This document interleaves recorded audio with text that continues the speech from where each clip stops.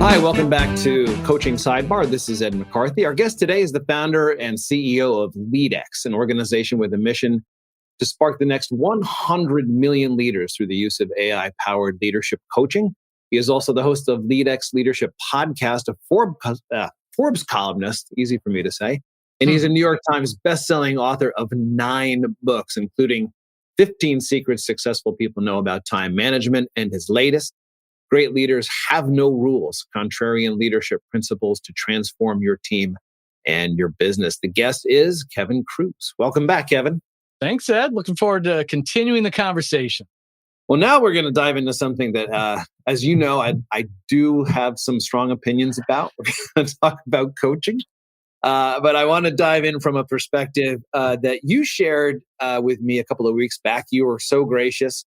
You had me on as part of this Friday. What do you? I don't want to get the name wrong. What are they called? It's the Leadership Development Community of Practice, and you were kind enough to be our special guest to enlighten us on some of your research around what makes a quality coaching interaction.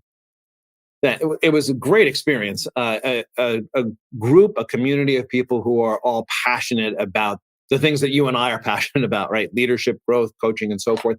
I want to dive into, you did a survey. Number one, I want to talk about how many people are in the group. Tell me a little bit about the survey. And then talk to me a little bit about coaching, because I know it came up as an area of interest or something that a lot of people wanted to dive more into. So tell me a little bit about how you dove into those insights. Yeah, that's right. So at LeadX, we did the first of what will now be an annual benchmark survey of directors of leadership development. And so there's about 700 members in the group. They all were sent a survey to ask them, what are your top priorities for 2023? What are your top challenges? What technology you're looking at? Which vendors are you using? All this kind of stuff, traditional benchmark survey. And we actually just finished the draft this week. So this is like hot off the press. But as you mentioned, I'm looking right now, what topics or competencies will you focus on in 2023? We got the top 10. By far and away, the number one is coaching skills for managers. Number 2 is leading change. Number 3 is diversity, equity, inclusion. Number 4 is resilience. Number 5 is accountability. But by far and away, coaching is the number one priority that leadership development professionals are going to focus on this year. You and I have talked about this. I find that really compelling for a lot of reasons. Number one, because our organization is dedicated to measurably better coaching and helping organizations establish parameters and growth pathways for that.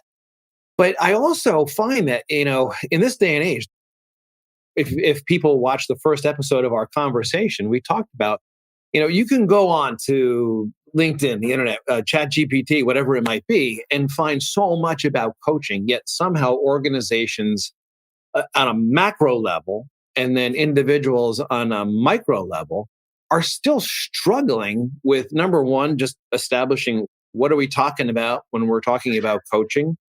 How do we make it a priority? And then how do I, as an individual, either provide better coaching or just be better about receiving coaching? So you work with so many diverse organizations, different sectors. Do you see this across? Is it really everywhere?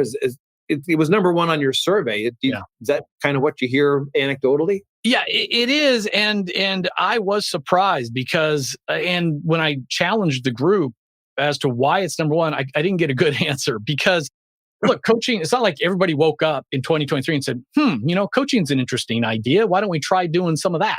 I mean, the Grow coaching model has been out there forever. People like Michael Bungay Stanier has best-selling books on how to do great coaching.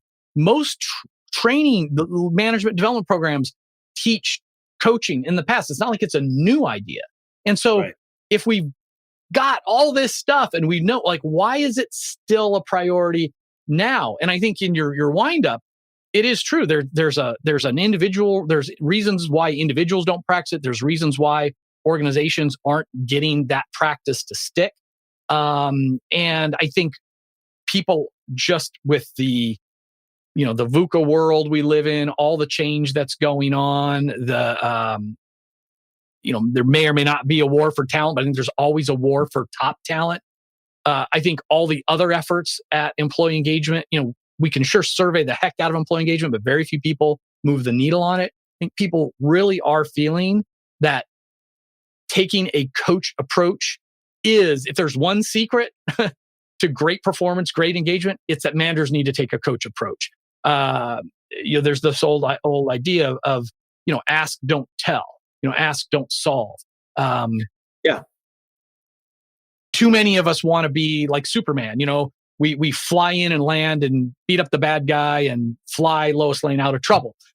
We need to be more like Yoda. You teach, you're developing Luke Skywalker. You aren't Luke Skywalker. And yet, so we've known the need for this. And I think people are just realizing like, oh my God, more than ever before, we've got to figure this out. Managers have to learn to take a coach approach. So I'm going to push back on that. Why? Yeah. Why do we have to figure this out? Well, because we have relatively low engagement stuck for decades. And when you've got relatively low engagement, it drives inferior performance, higher levels of turnover, safety. Engagement leads to everything. And so I think that, and again, I'm straining to your expertise, but the organizations that have leaders that take that coach approach first, people want to develop, people want to have that, that guidance, that mentorship type experience. They don't want to be told just what to do or what's wrong, go fix it. But if you can get that coach approach, you're going to get higher levels of employee engagement, and everything good comes from that extra effort, that extra discretionary effort that people give you. Yeah. So, and I don't know any leaders. I've been doing this for 17 years. I've been in L&D and sales and marketing for almost 30. And I have never met a senior leader that says, coaching is not important. Right. Who needs to do that? Right. Nobody has ever said. So the question I have, racked my brain with for a long time is, at what point, for what does coaching get sacrificed? Right. If we want to have a coaching culture, that's a nice thing to say, but that takes a lot of work. So at what point do you think the idea of a coaching culture is enough, and then we go back to doing what we were going to do anyway? What is it? Is it budget? Is it time? Is it demand? What is it? Yeah, so I think it's a little bit of all that. So if you think about taking most managers, so let's start at the individual level. I think for all of us, it's just easier to answer the question, solve the problem, or give feedback and be done with it. Hey, you screwed up. I rode along with you all day, and you never build rapport. You jump right to the sales aid. Stop doing that, right? That's just feedback. That's not coaching. And so I think we talked about in an earlier segment, we get promoted into manager roles because we are a great individual contributor. We think we're smart. We think we got better experience, and we probably do than our team members. It's easier to solve or to just give that feedback. So if we're stressed, if we're overwhelmed, if we're crazy busy, oh my God, I'm so crazy busy, we're going to default to what's easy and expedient. So feedback is easier and faster than coaching, which takes a little more time and it's a little more of a long game. So I think individually. Now, you can go out. What about the organization? It's far easier and cheaper to say, hey, everyone, coaching is important. So you're all going to go to this webinar to teach you grow coaching. Or you're going to go to this 2-day workshop on SL2. Boom. Now you're a coach. Go get them, Tiger. And what we're really talking about is behavior change, right? So it is hard to get Kevin Kruse off the couch and onto the treadmill, right? It is hard to get. It couldn't be that hard. You look great. You always look great. I don't know. I don't see somebody. Why would you pay somebody to get you off the couch? You've written how many books? Hey, that's why the camera's so on the close-up, Ed. I just want to keep it up here. You don't want the wider lens. So, so when we're talking about behavior change, behavior change is always hard. So we're talking about behavior change for managers to become coaches. It's hard for them. It's going to take some time, some practice, some discomfort, some reminders. It's going to take the organization to change the way they do things. It's not a training problem. It's a behavior change problem. So that's really kind of the why we're running in this circle. Yeah, coaching. And but we told you it's important. We gave you that 2-day workshop or 2-hour webinar. I can't believe you're still not doing it. That's the problem. Yeah. And I think from our research, and we've done just, as you know, a tremendous amount of research into this, there are key inflection points along that coaching journey. And I mean, from the time that you become a manager or you come onto a team and start to work with a new manager. And there are two big misses up front that impacts everything down the line. And one of them is what we call alignment. If I, as a manager, am not aligned with you, Kevin, around the impact that you're trying to make on the business, on your family, on the community, like whatever that might be, if you and I are not aligned around that and what that actually looks like, that's going to impact everything. Then I'm just going to be giving you feedback because I'm not even trying to, I don't even know what you're trying to grow to. So unless we are completely clear and aligned around that, it's going to be very difficult. The best managers have those conversations. And the second thing that they do, and it's almost, I think, subconscious, great coaching is fueled by skill development, right? Your top performing managers are always focused on growing their people's ability, right? Specific skills. And I swear, I can almost envision any organization that we work with, sales or otherwise, has competencies, right? There are skills, behaviors, attributes associated with this role. And managers, the really high performing managers, almost inherently see the world through that lens of those skills and behaviors.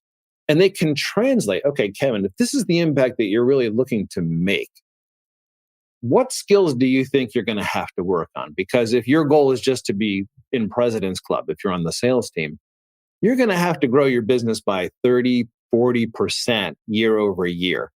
Where are you going to get better? And they translate that impact into a skill development goal. And then once that's done and we're aligned on the skills that we're going to work on, all of my coaching becomes relevant because I'm just going to focus on one or two skills over time. I'm going to provide you examples and feedback and hold up that mirror to you so you can see what you're doing and the impact that it has on your business. Because then my role as a coach, I'm a huge basketball fan. And I went to Temple University in the late 80s and the early 90s. And John Chaney was the head coach there. And he just preached and preached and preached fundamentals and discipline. And, if you have a sales coach, if you have a manager, if you have anybody who is going to be focused on your fundamentals, the impact on performance is going to be exponential than me just coming out and talking with you. Well, here are all the things you did wrong, Kevin. That's right. That's not coaching. Well, and what you triggered it's great. All about that alignment and the skills. When I used to be a horrible boss, I would never give people coaching. I'd never even give them feedback. And I was a feedback withholder, a coaching withholder, because personality type, I'm what's called highly agreeable. So like I don't like conflict. I value harmonious relationships more than the truth or facts or even performance back in the day, right? So boy, Ed could be doing something wrong or Ed could be better, but I'm just going to pocket it, or I'll just like ignore it, or just wait for that annual review 11 months from now, kind of thing. But what turned me around was some Gallup research that shows that the link between getting feedback wasn't even coaching, it was feedback and engagement.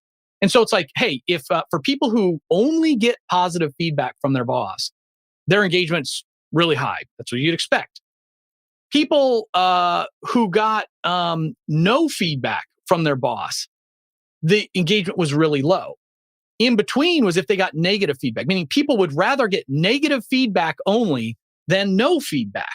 Because when you get no feedback, when you get no coaching, you're being ignored. It's like all of a sudden a light bulb went off. People want to get better. People want to develop their skills. And they don't need another friend at work. That was my own ego. That was my own personality issue. I don't need to be popular. People need to grow. They want to get ready for the next rung in their career ladder. And so this idea, all of a sudden, it's like, oh, okay, yes, it might make me uncomfortable to tell Ed he needs to do a better job of closing or whatever it might be. But, I need to overcome that discomfort because that's my role. Ed needs me to make him better, to help him to get better, help him to get better. And so back to that alignment thing, if everyone can be aligned, like here's the one skill or the two skills we're going to focus on, I think everything changes really fast. Yeah. If I as the coachee am bought into this idea that, hey, we've talked about what I'm trying to do, whatever my role in the organization might be, and I want to be better at it. Well, then I somehow have to develop myself to meet that outcome. So yeah, that's some of our research and your research in a nutshell, which is great. Kevin Kruse is my guest. Kevin is the founder, the CEO of LeadX, an organization with the mission to spark the next 100 million leaders through the use of AI-powered leadership coaching. I would say we're in episode 3. We've probably at least knocked 10 million off that already. So let's do one time for one more after a break. How's that?